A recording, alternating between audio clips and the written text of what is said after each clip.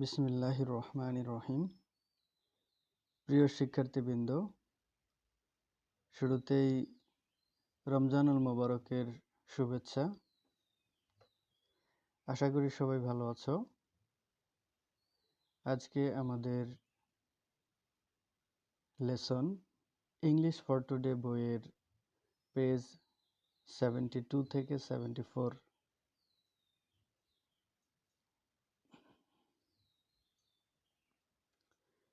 শুরুতেই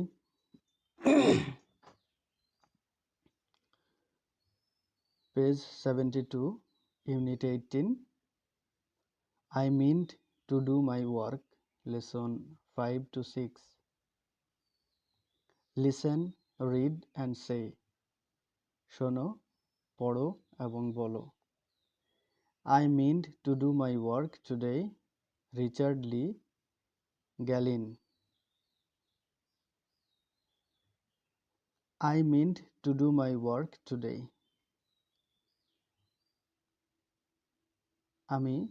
I meant আমি চেয়েছিলাম to do করতে my work আমার কাজ today আজ, but কিন্তু a brown bird একটি বাদামি পাখি sang গাইল in the apple tree apple গাছে, and a butterfly এবং একটি প্রজাপতি flitted across the field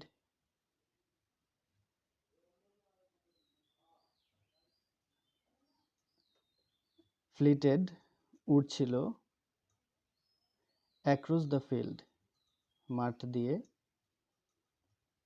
মাঠের উপর দিয়ে and all the leaves এবং সকল পাতাগুলো were calling me আমাকে ডাকছিল and the wind went sighing over the land এবং the wind বাতাস went গিয়েছিল sighing দীর্ঘশ্বাস ফেলে over the land জমির উপর দিয়ে tossing the grasses to and fro tossing দুলিয়ে the grasses ঘাসগুলো to and fro এদিক সেদিক to and fro একটি ফ্রেজ, এর অর্থ হচ্ছে এদিক সেদিক। and a rainbow held out its shining hand এবং রেইনবো অর্থাৎ রংধনু held out মেলে ধরল its shining hand এর চকচকে হাত। so what could I do but laugh and go তাই আমার হাসা ছাড়া এবং যাওয়া ছাড়া আর কিছুই করার ছিল না। I mean to do my work today, but a brown bird sang in the apple tree, and a butterfly flitted across the field, and all the leaves were calling me. And the wind went sighing over the land, tossing the grasses to and fro, and a rainbow held out its shining hand. So what could I do but laugh and go?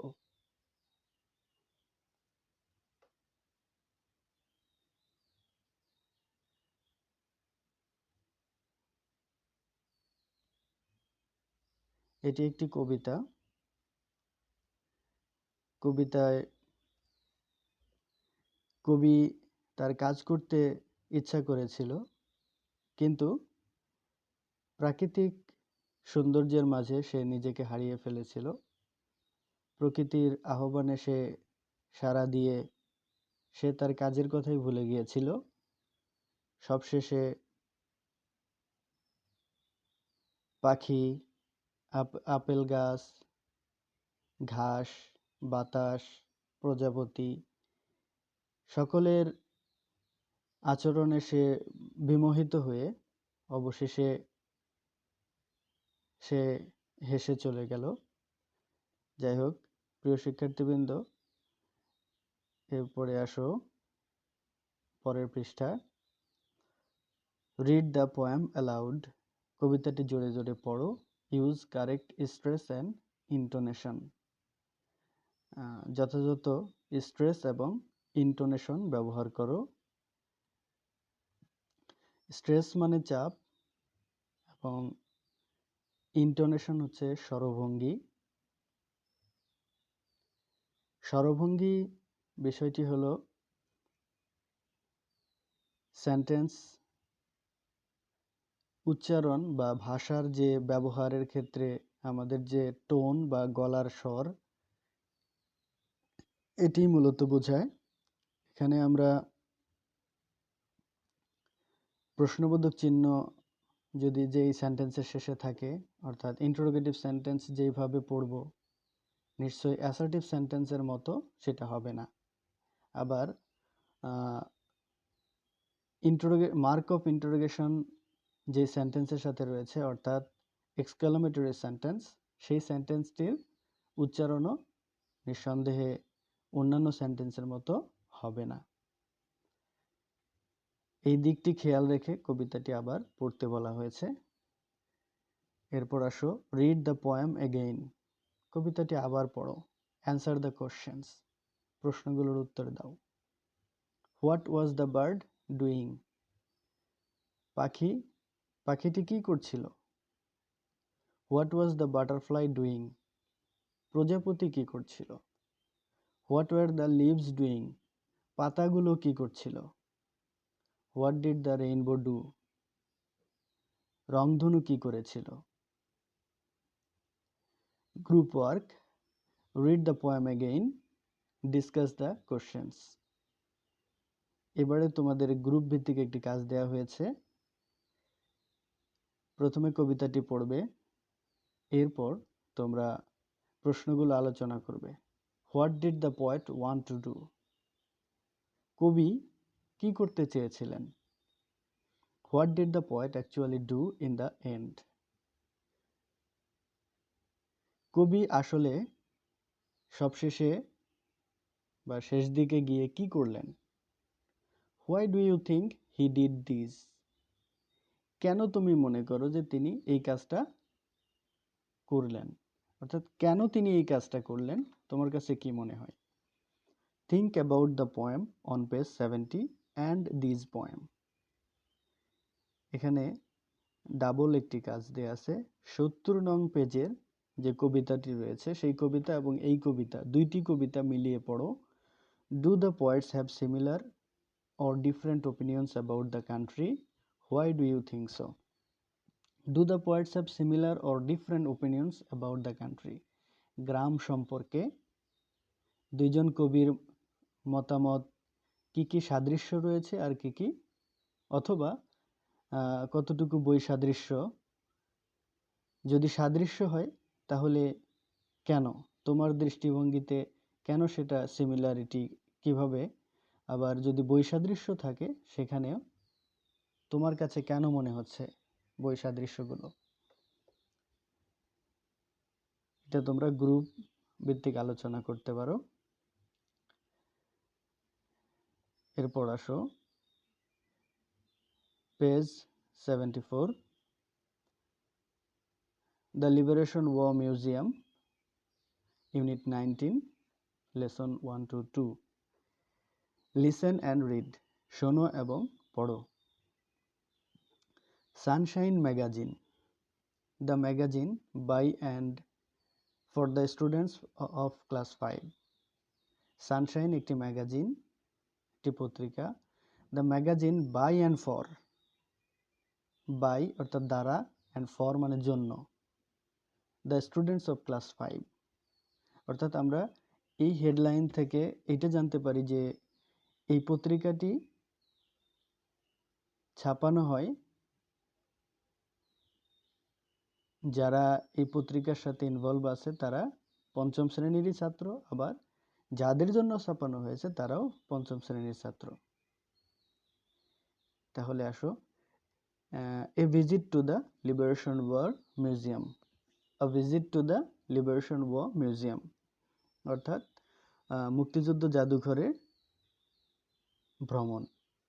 Farhan Ahmed, on 14 December, 14 December, our class আমাদের শ্রেণী, went on গিয়েছিল, আ field trip একটি সরেজমিন ভ্রমণ, to the liberation war museum at Agargaon, Dhaka, ঢাকার আগারগাঁওয়ে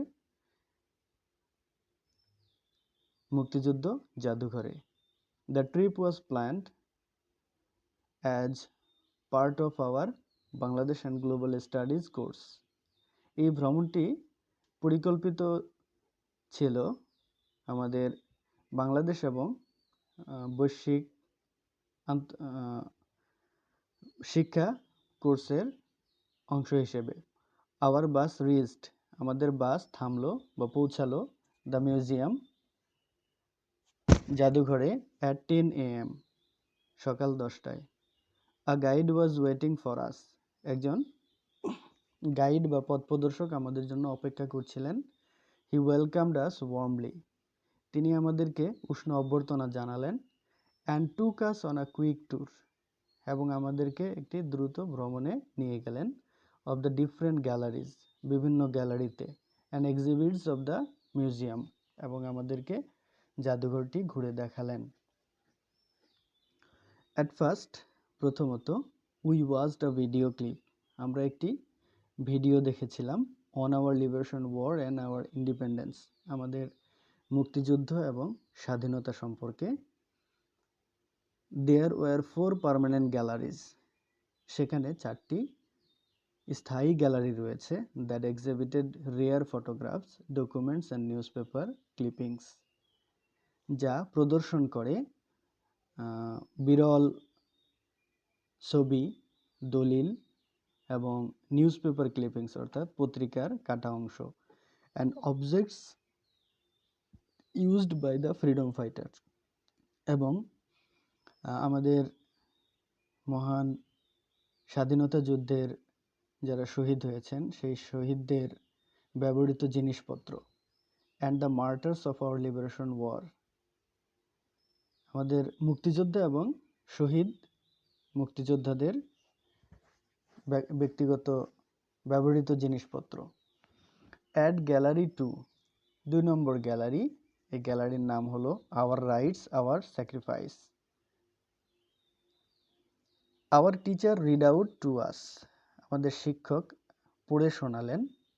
the declaration of independence, স্বাধীনতার ঘোষণা, by Bangabandhu Sheikh Mujibur Rahman, Bangabandhu Sheikh Mujibur রহমানের।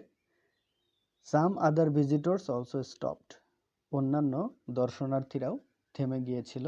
অ্যান্ড লিসেন টু, এবং শুনেছিল, ইট, ইহা, অ্যাটেন্টিভলি, মনোযোগের সাথে। অ্যাজ উই ওয়েন্ট ইনসাইড, যখন আমরা ভিতরে প্রবেশ করলাম গ্যালারি 4, 4 নম্বর গ্যালারিতে, এই গ্যালারির নাম হলো our victory our values. We fell silent, আমরা নীরবতা অনুভব করলাম। উই ওয়ার স্যাড, আমরা দুঃখিত হয়েছিলাম। অ্যাজ উই লুকড অ্যাট, যখন আমরা তাকিয়েছিলাম। The personal belongings of some of our martyred intellectuals, যখন আমরা আমাদের শহীদ বুদ্ধিজীবীদের ব্যক্তিগত জিনিসপত্রের দিকে তাকিয়েছিলাম।